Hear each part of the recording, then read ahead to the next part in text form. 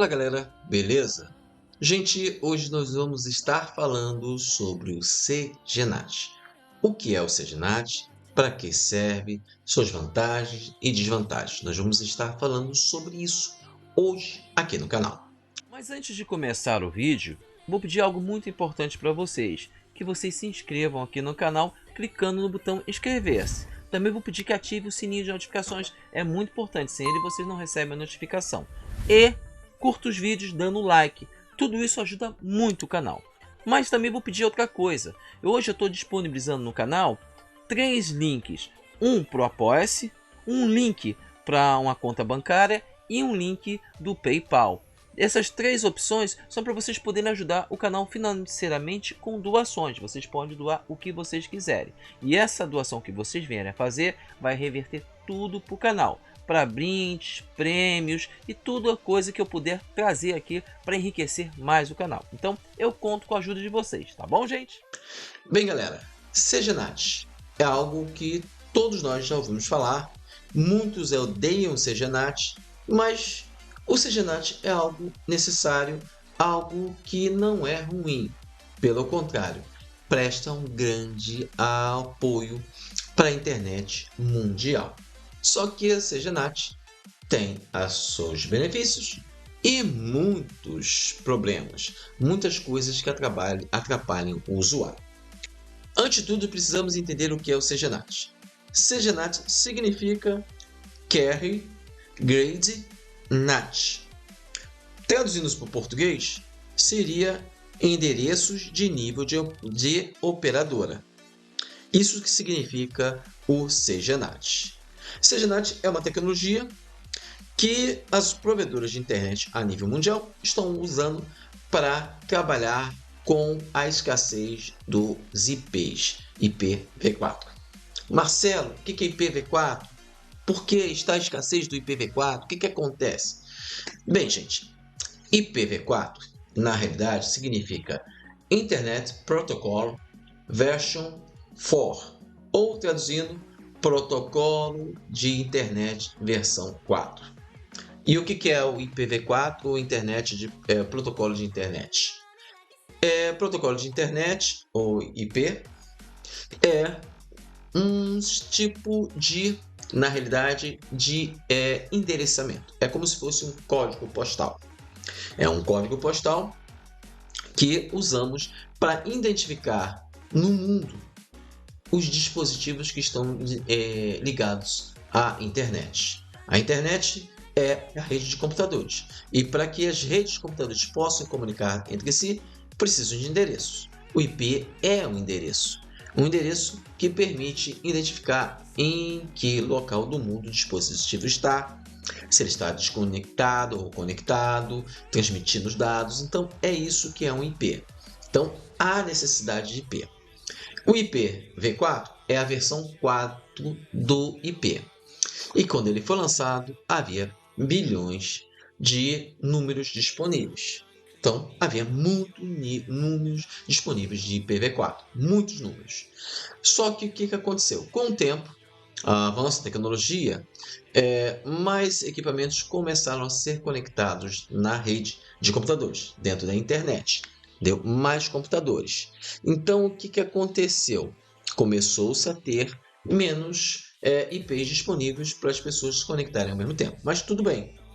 Com o passar do tempo e desenvolvimento dos chamados internet Wi-Fi, foi criada uma tecnologia chamada NAT, que permitia que se criasse dentro de uma casa ou de uma empresa endereços locais, internos.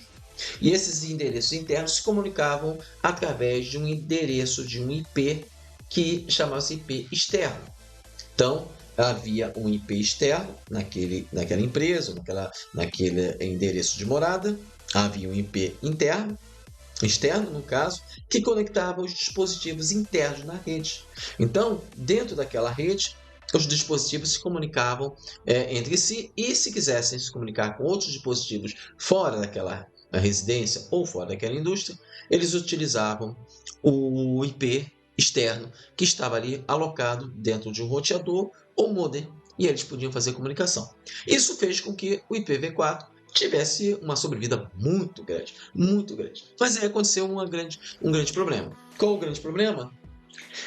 Os celulares passaram a ter internet também. Então, o número de usuários que utilizavam a internet triplicou, quadruplicou, porque o número de celulares passaram também a ter IPs, passaram também a necessitar de IPs. Então, acabou que o número de IPs começou a cair de forma vertiginosa. E, se não fosse feito qualquer coisa, os IPs, a maior parte das pessoas não conseguiria se conectar à internet. Então, haveria um crash, um problema muito sério com a internet. Para evitar isso, o que os pesquisadores técnicos fizeram? Eles criaram um sistema em que se aproveitariam da mesma ideia do NAT, que é uma rede local interna. É como se fosse ramais de um telefone que tivesse uma linha externa que pudesse ser conectada. O NAT é mais ou menos isso. Eles pegaram a ideia e extrapolaram para um local maior, uma área maior, que pudesse caber uma quantidade X de pessoas conectadas através da mesma tecnologia. Então, eles criaram o CGNAT, que é um sistema que se utiliza da mesma ideia do NAT, só que de uma forma gigante. Então, o que eles fizeram? Eles pegaram um IP, um único IP, e nesse IP ligaram até 100 endereços. 100 endereços. Eles pegaram até 100 endereços e colocaram dentro desse IP, criando uma rede interna local dentro daquele IP. Então, eles fizeram a mesma coisa. E essas redes internas, essas redes internas se comunicavam com a rede externa através de um IP válido que geralmente ficava numa central. Então, dessa forma, eles ampliaram a vida útil da internet, do IPv4, até que o IPv6, que é a nova versão do IP, com muito mais números, pudesse ser disponibilizado. O IPv6 já está disponível. Todo mundo que tem internet tem tanto IPv4 como IPv6. Então, já está sendo disponibilizado. Em muitos países o avanço do IPv6 já está bem grande. Só que em alguns países o avanço do IPv6 está bem devagar. O Brasil é um dos países que o avanço também está devagar. Claro que tem locais que são piores. Mas bem, então essa ideia deu uma sobrevida para a internet, entendeu? Porque permitiu que pudesse, com um único IP válido, com IP externo, conseguisse alocar até 100 usuários. 100 usuários, claro, cada usuário também vai ter sua rede interna. Então, vai ter uma rede interna dos usuários, que vai participar de uma rede interna de vários usuários e que possa se comunicar através de uma única porta. Então, isso que é o CGNAT, nem mais nem menos. Só que isso é uma solução temporária. Mas, vamos falar a verdade, essas empresas adoraram essa solução temporária, porque as empresas pegassem o seu IP, transformassem um único IP em 100 IPs, 100 usuários ali, sem gastar 100 IPs externos. E isso iria ter mais IPs para poder fazer isso. E também ia ter mais IPs para vender para clientes como IPs privados. Sim, a empresa ganharia duas vezes. Poderia colocar mais e mais usuários na rede e, ao mesmo tempo, vender IPs privados. E vender IPs privados dá um valorzinho bem alto, entendeu? Dá um valorzinho bem alto. E assim, vamos falar das vantagens e desvantagens do CGNAT e o impacto que isso leva aos usuários.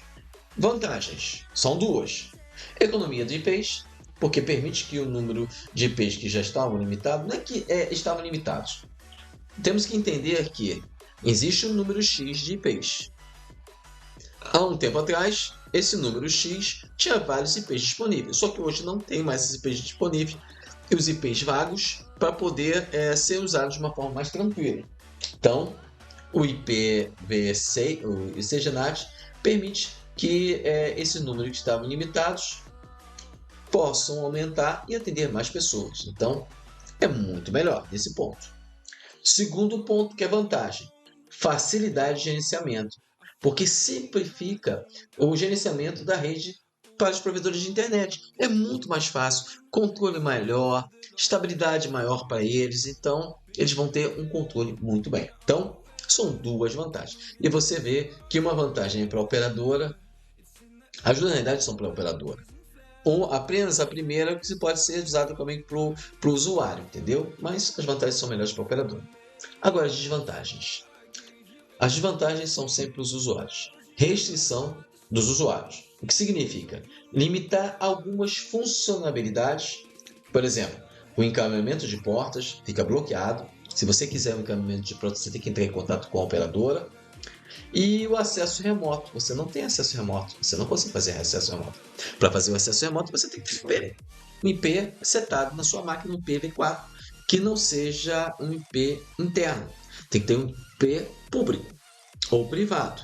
E você não tem esse IP público ou privado. Então, você fica limitado para as funcionalidades. Caminhamento de portas, acesso remoto, uso de serviços como P2P, para operadores ser maravilhoso, porque evita pirataria. Então, é a restrição dos usuários a vários serviços. Entendeu? Além disso, dificuldade de diagnóstico, porque o cliente vai ter vários problemas com a rede e você não vai ter como saber qual é o problema, como identificar e como solucionar. Então, esse é um outro problema que o CGNAT traz. Outra coisa, privacidade. Você já não tem mais privacidade, porque você agora vai estar dentro de uma grande rede com múltiplos dispositivos compartilhados. Você não vai poder compartilhar, seu acesso vai ser monitorado, você não vai ter acesso, não vai ter liberdade, entendeu? Não vai ter liberdade. Então, você vê que, na realidade, as desvantagens são maiores que as vantagens, entendeu? Muito maiores, entendeu? O impacto para os usuários é a restrição de serviços, é o principal ponto, né? Você não vai ter, você tinha um certo serviço que você utilizava, que você não vai poder mais usar. Digamos, não vai poder usar câmeras IP que ficam bloqueadas, não vai poder usar acesso remoto, não vai poder também utilizar o serviço de P2P e várias outras coisas que vão ser bloqueadas, entendeu? Além disso, dificuldade de configuração de dispositivos, vai ser muito complicado você configurar dispositivos nessa rede, entendeu? As câmeras IP pode esquecer, é muito complicado, entendeu? E assim, em resumo, é uma tecnologia que na realidade traz mais benefícios para a operadora do que para o usuário. E como eu falei, tinha que ser usado na realidade, como algo temporário. E as operadoras estão usando como algo fixo, né? Isso que acaba acontecendo, entendeu? O CGNAT não é algo assim, é 100% ruim. Não, mas o CGNAT é algo extremamente complicado e que acaba causando mais prejuízo para o usuário que benefício, entendeu? Muito mais. Se as operadoras e o próprio governo avançassem, não só no Brasil, mas no mundo inteiro, a migração de IPv4 para IPv6, tudo já teria sido resolvido. Ninguém estaria passando problema. O IPv6 é muito melhor que o IPv4, permite muitas melhores tecnologias, estabilidade muito maior do que o IPv4, entendeu? O IPv6 é muito mais estável que o IPv4. Então, se eles investissem nisso, porque também a questão vai ter que ser trocado muita coisa. Muitos novos sistemas terão que ser instalados, então isso leva tempo e dinheiro. O IPv6 já tem, por exemplo, essa história de migração já tem mais de 5 anos e até agora nada foi concluído. Se você for fazer um teste, você vai ver os sites que podem acessar IPv6 ou não. E você consegue ver muitos sites que não pode acessar. Muitos. Tem sites de bancos que não conseguem acessar o IPv6. Entendeu? Sites de banco. E o IPv6 é muito mais seguro. A criptografia dele é muito mais elevada, entendeu? Então a segurança, os benefícios do IPv6 ao IPv4 são muito maiores. Mas as empresas não querem gastar dinheiro com essa mudança. E isso acaba sendo prejudicial. Porque o CGNAT era para ser provisório, temporário, e está se tornando uma coisa vitalícia. E isso que é ruim. Porque empresas estão ganhando com o CGNAT. Para elas não é ruim o CGNAT. Pelo contrário, controle maior, vai ter, os usuários não vão poder fazer certas coisas que para eles seriam complicadas. Então, para eles é muito, muito melhor que continue o CGNAT, que no múltiplo IPv6. Então, isso aí acaba acaba prejudicando. Vai chegar um momento que vai ter que fazer a mudança. E o CGNAT vai ter que ser descontinuado. Eles não vão poder botar CGNAT no IPv6. Não vão poder, porque não tem necessidade do CGNAT no IPv6. Não tem mesmo, entendeu? Não tem mesmo.